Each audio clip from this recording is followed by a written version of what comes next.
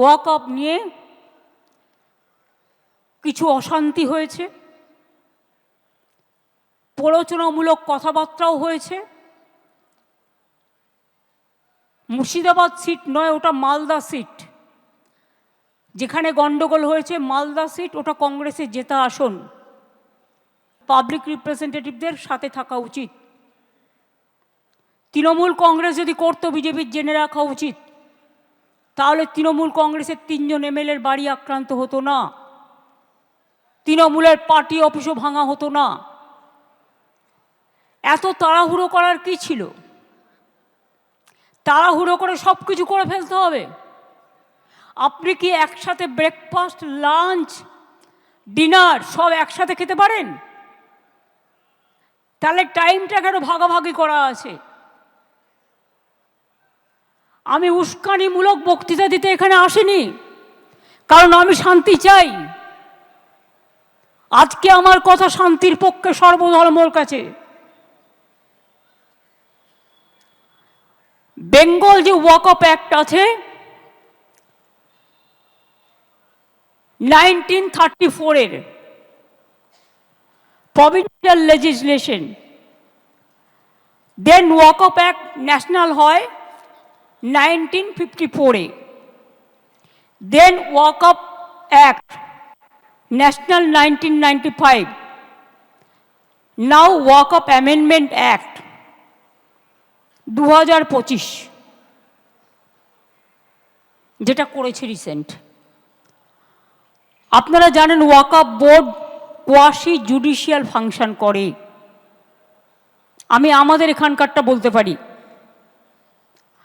আমার যেমন অধিকার নেই যে কোনো মানুষের ব্যক্তিগত সম্পত্তির উপর অধিকার করা, তেমনি আপনারও ক্ষমতা নেই কোনো ব্যক্তির সম্পত্তি বা ধর্মীয় সম্পত্তির ওপর আইন মোতাবেক সেটাকে গ্রহণ করা। আমাদের দল সবচেয়ে বেশি লড়াই করেছে সংসদে, কোর্টে কেসও করেছে, কিন্তু অনেক ক্ষেত্রে দেখবেন এই যে 26,000 টিচারের চাকরি বাতিল হলো, একতরফা বিচারের বাণী অনেক সময় নীরবে নিভৃতে কাঁদে। এটা আমার কথা নয়, রবীন্দ্রনাথ ঠাকুরের কথা। আমি তো আমার সাধারণ বুদ্ধি দিয়ে বুঝি। আগের অ্যাক্টগুলো যা ছিল, যে কোনো সংবিধান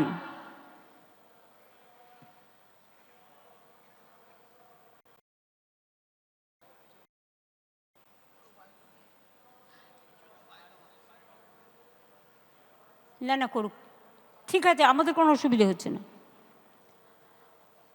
যেটা আমি বলবো, দেখুন, আমার ক্ষুদ্র বুদ্ধিতে আমরা যেটা বুঝি, বাবা সাহেব আম্বেদকর কে ছিলেন?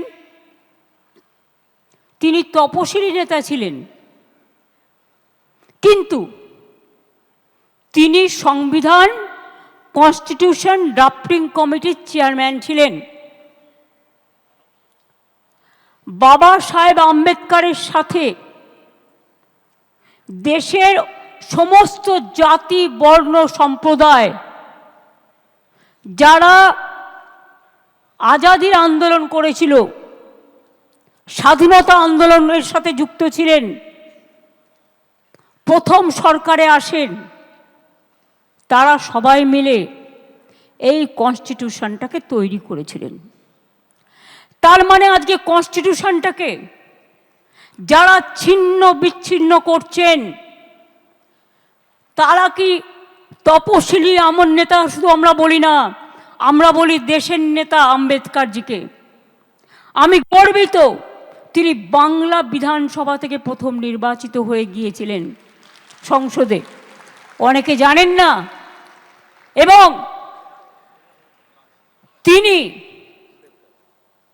যে সংবিধান তৈরি করেছিলেন অন্যান্যদের নিয়ে, সেই সংবিধানটাকে বিজেপির সংবিধান তো বলা যায় না,